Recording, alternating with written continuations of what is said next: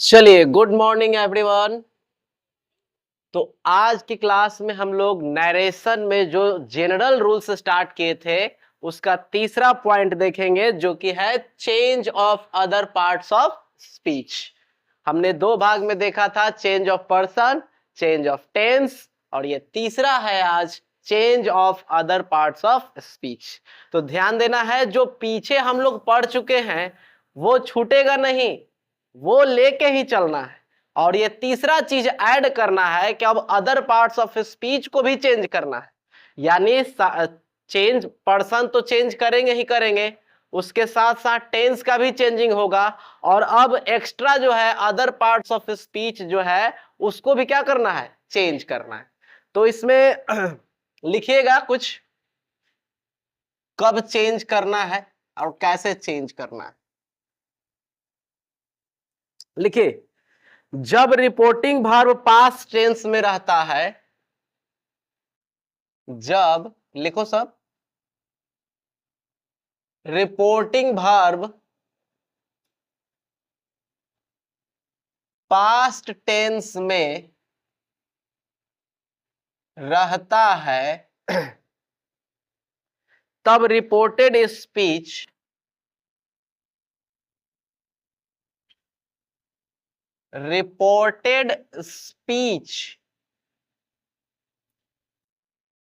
में जितने भी रिपोर्टेड स्पीच में जितने भी निकटता सूचक जितने भी निकटता सूचक शब्द रहते हैं वे सब के सब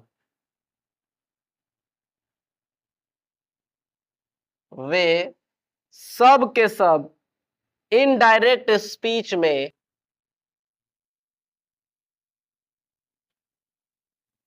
इनडायरेक्ट स्पीच में दूरी सूचक शब्दों में बदल जाते हैं, बदल जाते हैं। वो कैसे बदलेगा, जरा इसको लिख लेंगे लिस्ट को, कि डायरेक्ट में रहेगा तो इनडायरेक्ट में का लिखेंगे। जैसे निकटता सूचक शब्द का मतलब जिससे नियरेस्ट का बोधक कि निकट। अब जैसे कि मान लीजिए कि ये दिस है, हाथ में बुक लिए हैं तो दिस इज अ बुक, ऐसे रख दिए तो दैट इज अ बुक। यानी कि जब निकटता सूचक शब्द को दर्शाना होगा, दूरी सूचक शब्द में चेंज करेंगे तो उसको कैसे चेंज करेंगे वही हमको देखना है ना। कि दिस रहेगा तो वो निकटता सूचक है, और उसी को दैट में चेंज कर देंगे तो वो दूरी सूचक शब्द हो गया। दिज रहेगा तो दोज हो जाएगा, नाउ रहेगा तो देन हो जाएगा, ठीक है ना। इसको लिख लीजिए लिस्ट को।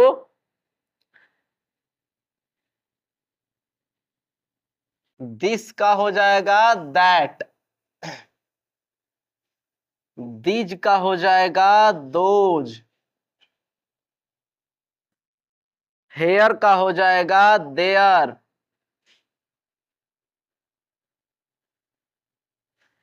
हेंस का हो जाएगा देंस,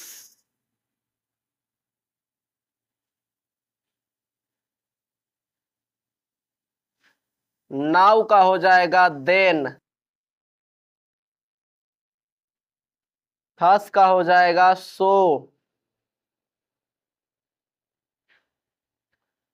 टुडे का हो जाएगा दैट डे, यस्टरडे का हो जाएगा yesterday, previous day, the previous day. अब तो नीचे दिखेगा नहीं, यहां लिख देते हैं, समझ लेना। टुमारो का हो जाएगा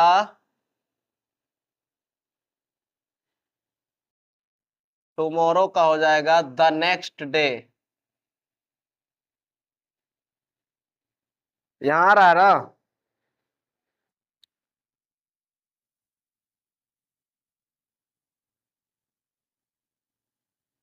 last week, the previous week.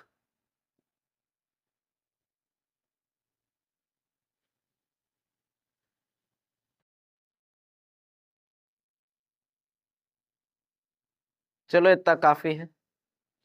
A year ago लिख लो, ए ईयर एगो, एक साल पहले, तो लिखेंगे द प्रीवियस ईयर।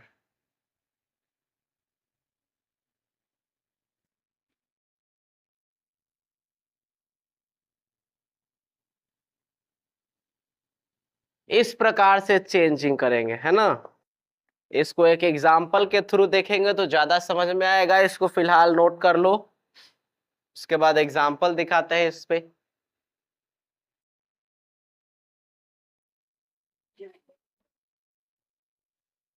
मिटा दिया जाए इसको। चलिए आगे इस पे कुछ कुछ एग्जाम्पल्स देखेंगे हम लोग।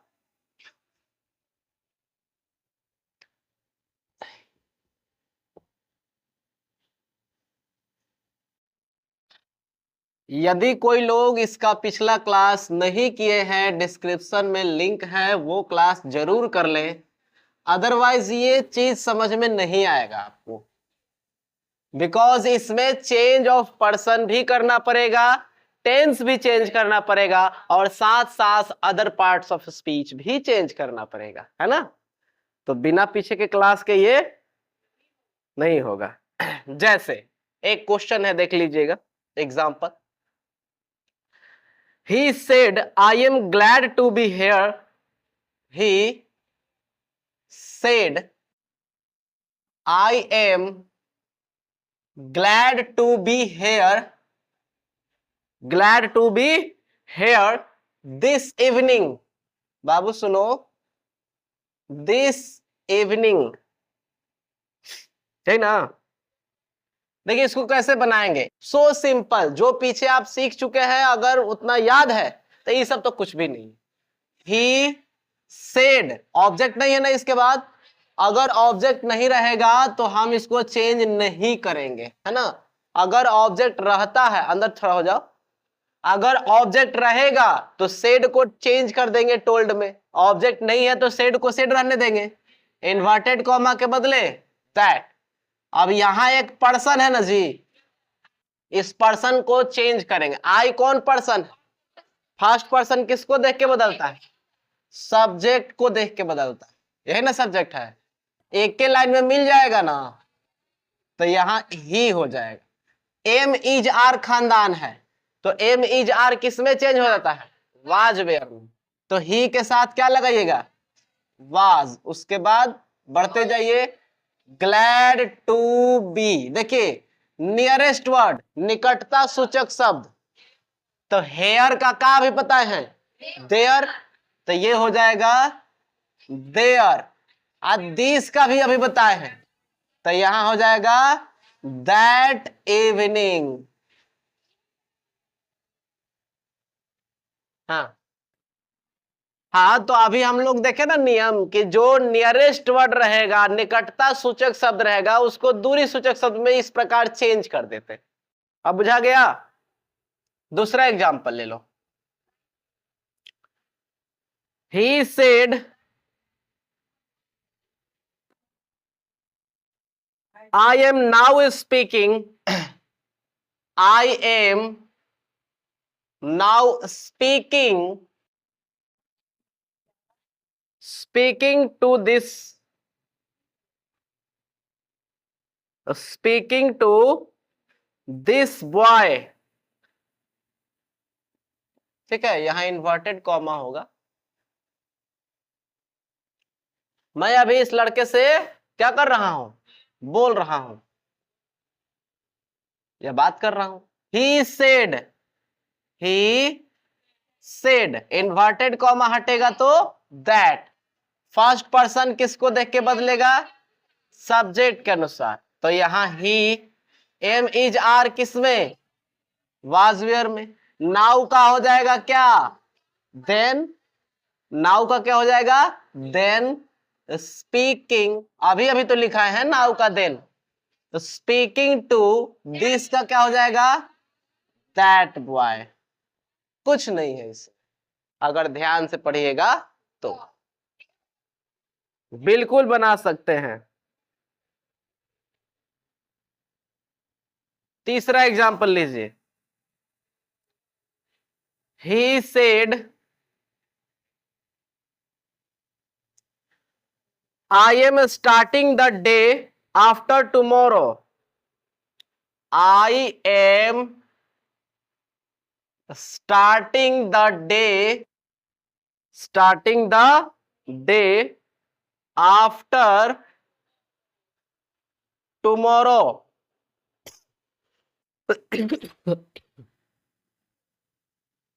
ठीक है,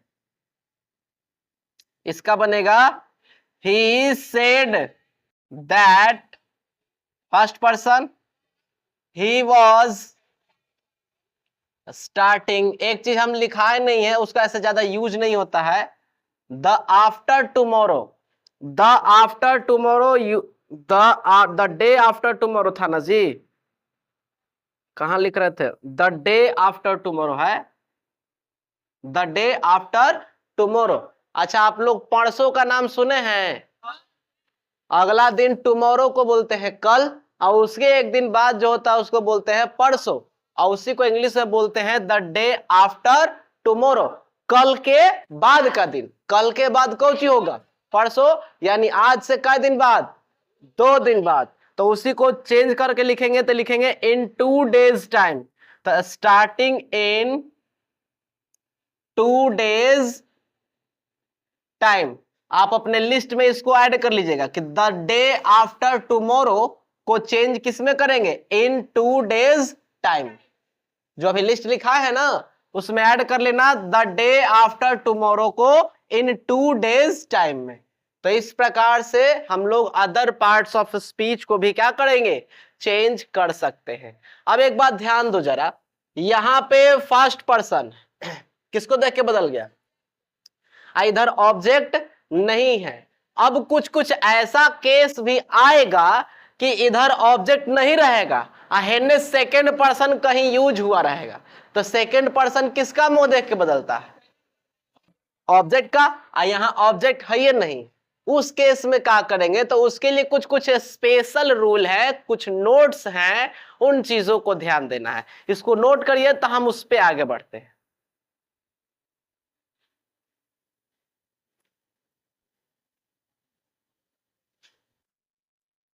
चलिए,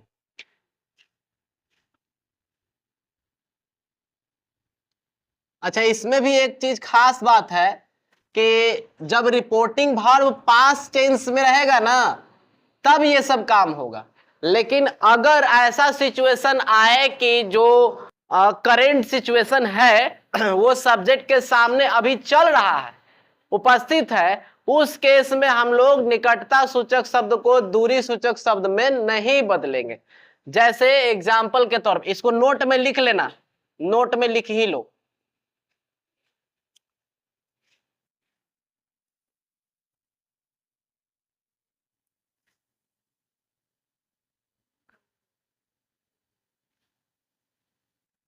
यदि रिपोर्टेड स्पीच में,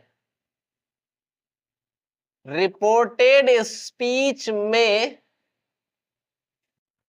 यदि रिपोर्टेड स्पीच में सिचुएशन सब्जेक्ट के सामने भी मौजूद हो, सिचुएशन सब्जेक्ट के सामने मौजूद हो, मौजूद हो, तो उस स्थिति में यह बदलाव नहीं होगा।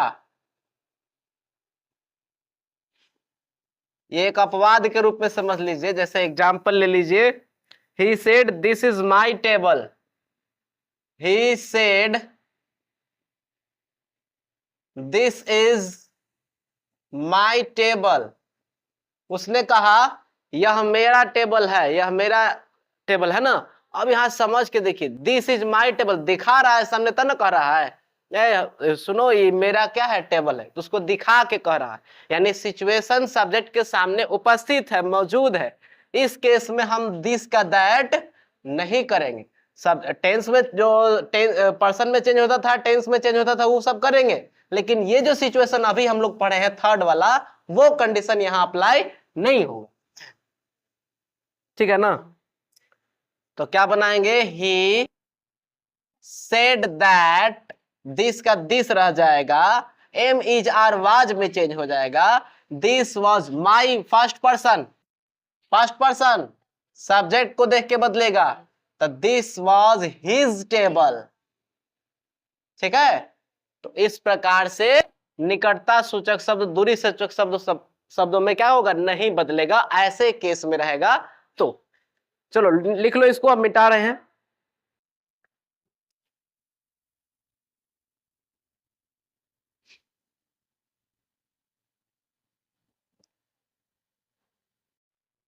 जल्दी से इसके लिख, इसको लिख के हटाओ।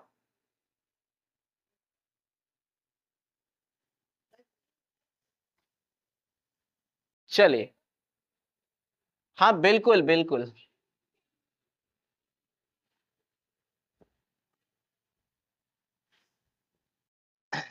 चलिए देखिए, अब इसमें कुछ कुछ स्पेशल टर्म है ना, इंपॉर्टेंट टर्म्स। जैसा कि अभी हमने बताया ऑब्जेक्ट वाला केस है ना, तो इसमें नोट 1 लिखिएगा। चलिए साथे साथे आप लोग भी लिखिए।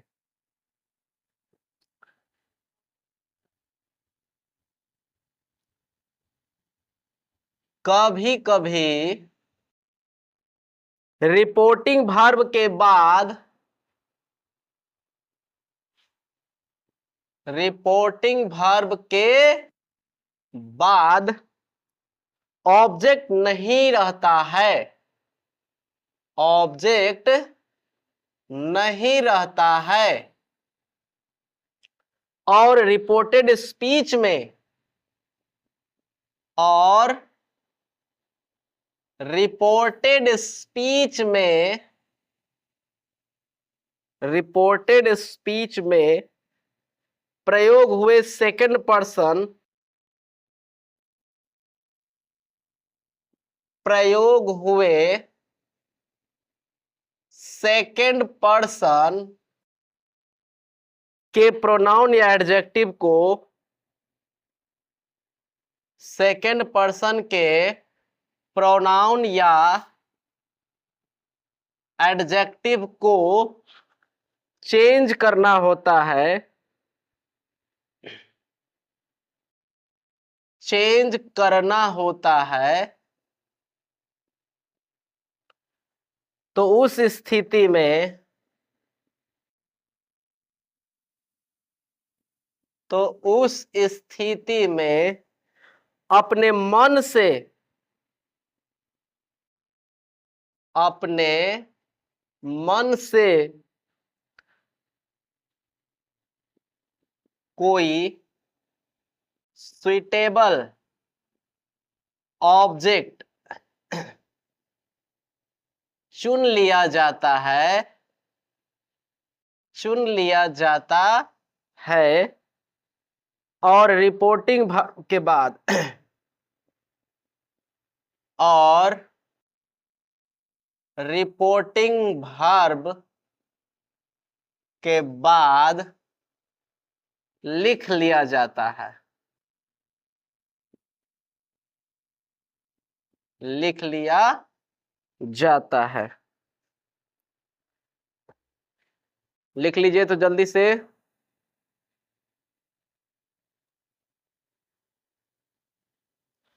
बताया जाए।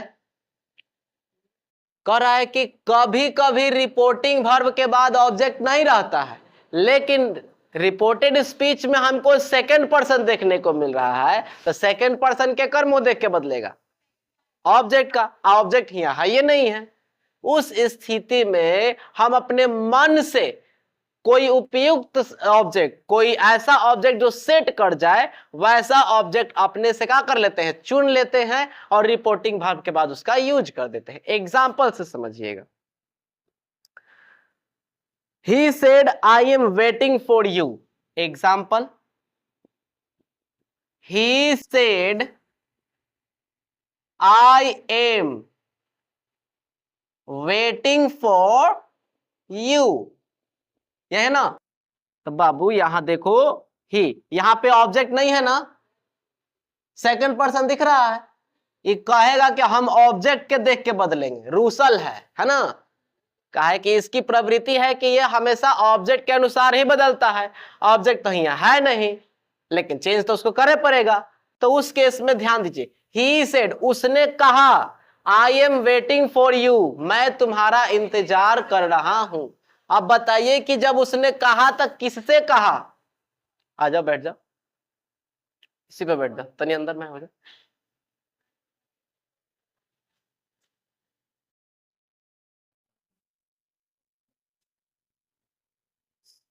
बैग नीचे कर दो।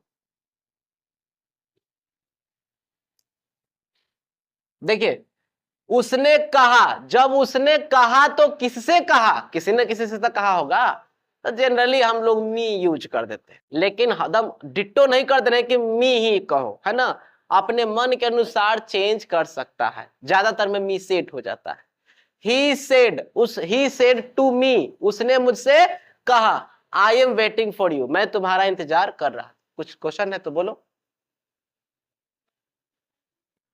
तो अब वो सुनो, ही सेड टू मी हम अपन मन में लेके चल रहे हैं ना, तो ऑब्जेक्ट था नहीं, लेकिन ऑब्जेक्ट तो हम अब लिखने वाले हैं ना, तो ऑब्जेक्ट जब लिखने वाले हैं तो हम सेड टू को भी चेंज करेंगे। तो ही टोल्ड मी, ऑब्जेक्ट लिया है ना जी, he told me that, inverted comma के बदले फर्स्ट पर्सन किसका मुंह देखेगा? सब्जेक्ट का। तो एक के लाइन में है तो ही हो गया। एम इज आर किस में चेंज होता है? वॉज वेयर में। तो वॉज हो गया ही के साथ। वेटिंग फॉर यू कौन पर्सन? ई किसका मुंह देखेगा? जा, ऑब्जेक्ट है नहीं है लेकिन यहां है ना, तब मी को देख के बदलेगा। तब मी और यू एक के लाइन में होता है ना, ऑब्जेक्ट वाला यू और मी एक ही में मिलेगा, तो यहां फोर क्या हो जाएगा? मी। आई बात समझ में? नहीं समझे? फिर से समझिए। ये यू कौन सा पर्सन है? Second person. और सेकंड पर्सन किसके अनुसार बदलता है? ऑब्जेक्ट के अनुसार। तो यहाँ पे ऑब्जेक्ट था नहीं, लेकिन हम अपने से एगो ऑब्जेक्ट लेके आए ना, मी, तो यू किसको देख के बदलेगा?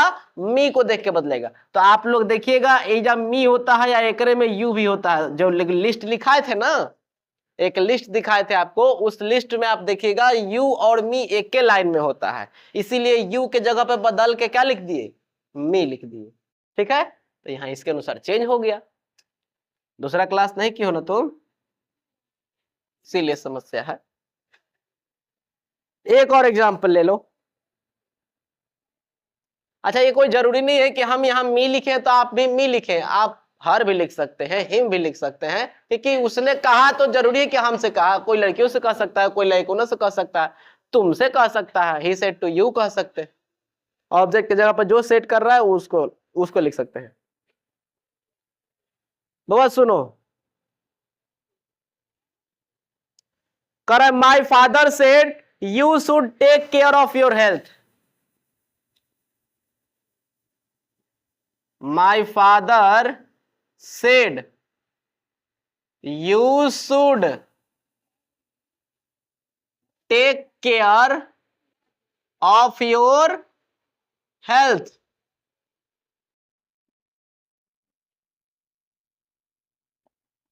देखिए, माई फादर, अब यहां ये कोई यू सेकंड पर्सन है ना, तो यू, अब बताइए, आप यहां पे देखो, ध्यान दो, माई फादर सेड, मेरे पिताजी ने कहा, किससे कहा? तो मुझसे कहा, है ना? तो यहां पे ज्यादा सुटेबल होगा me. My father said to me, तो सेड टू को चेंज करेंगे ना टोल्ड में, तो ये हो जाएगा टोल्ड मी, इन्वर्टेड कॉमा के बदले दैट यू कौन person, first person, first person है ये, सेकंड पर्सन ना, तो सेकंड पर्सन किसका मुंह देख के बदलता है, ऑब्जेक्ट का। ऑब्जेक्ट में देखो मी दिख रहा है ना, तो यू यहां सब्जेक्ट के जगह पे ना है, तो सब्जेक्ट वाला यू में मी खोजोगे तो ना मिलेगा, सब्जेक्ट वाला यू में मी खोजोगे तो नहीं मिलेगा, मी हो पट्टी रहता है, उसको खींच के सब्जेक्ट में ले आइएगा तो क्या बन जाएगा, आई। तो यहां यू के जगह क्या हो जाएगा, आई।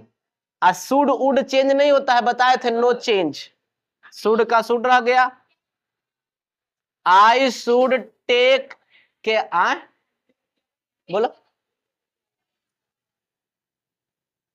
ये, अच्छा आगे बना रही हो, ये I should take care of, अब यहां योर है ना, फिर से सेकंड पर्सन मी को देख के बदलेगा, योर के लाइन में मी को खींच के ले आइएगा तो माई बन जाएगा, तो ये हो जाएगा माई हेल्थ। आई बात समझ में।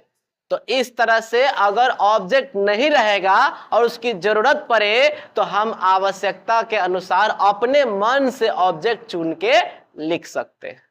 समझ में आया, नोट कीजिए, फिर एक और नोट इसमें लिखाते हैं।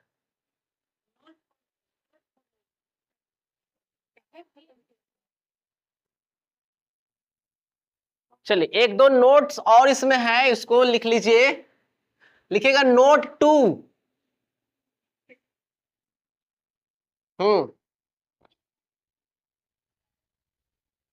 बिल्कुल लिख लीजिएगा।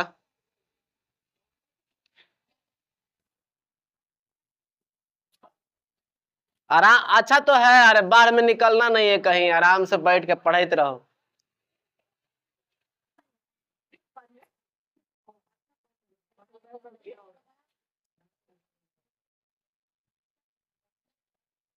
चलो बउआ नोट 2,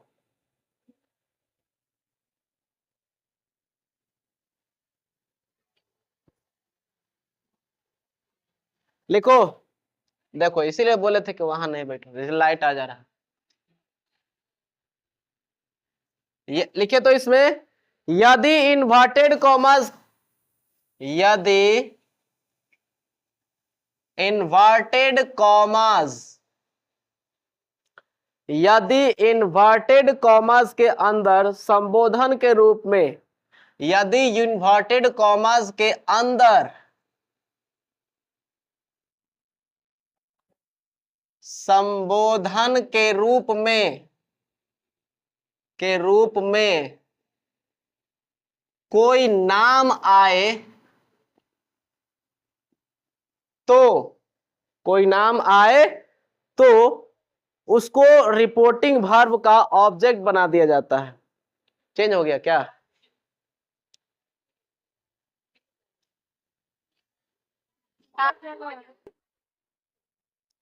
अब ठीक है ना।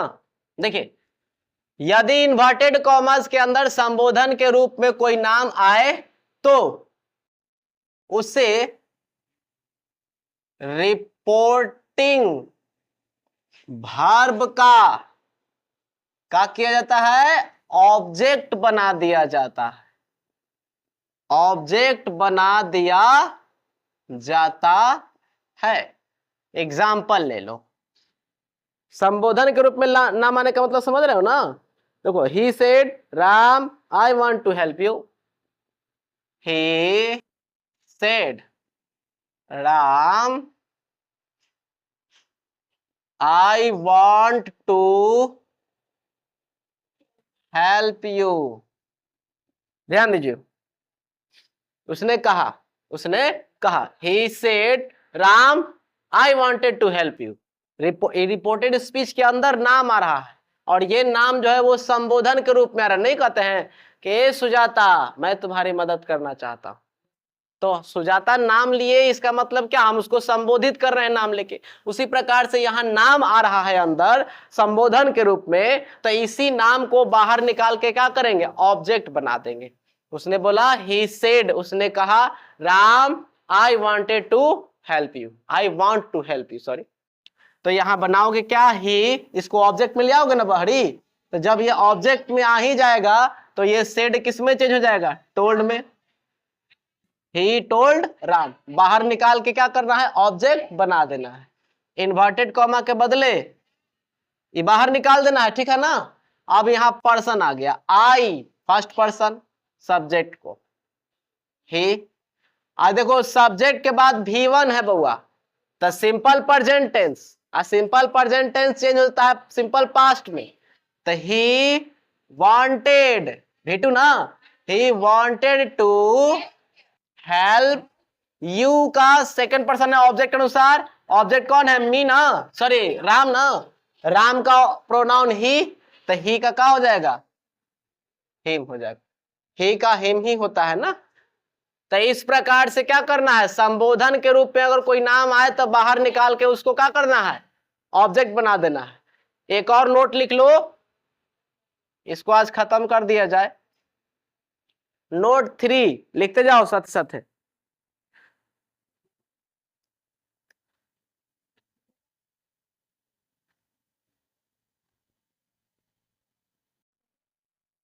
यदि इन्वर्टेड कॉमास,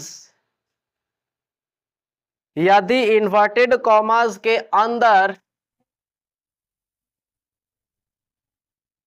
ओ, वेल, ओके, एटीसी हो तो इसे, हो तो इसे इनडायरेक्ट स्पीच में, इनडायरेक्ट स्पीच में लोप कर दिया जाता है, लोप कर दिया जाता है। लोप कर दिया जाता है मतलब छोड़ दिया जाता है।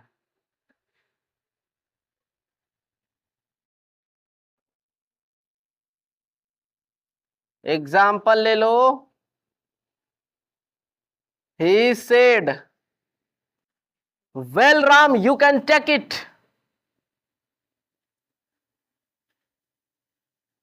well Ram you can take it, तुम यह ले सकते हो।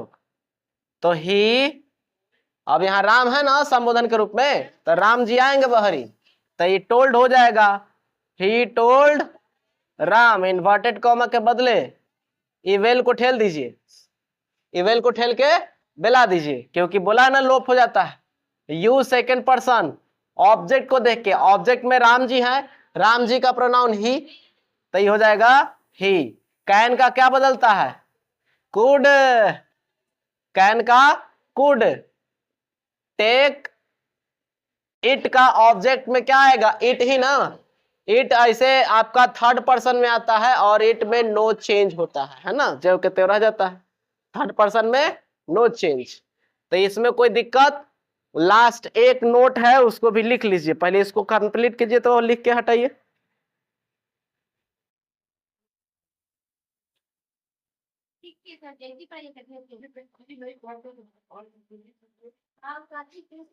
लास्ट नोट लिख लीजिए, नोट नंबर 4।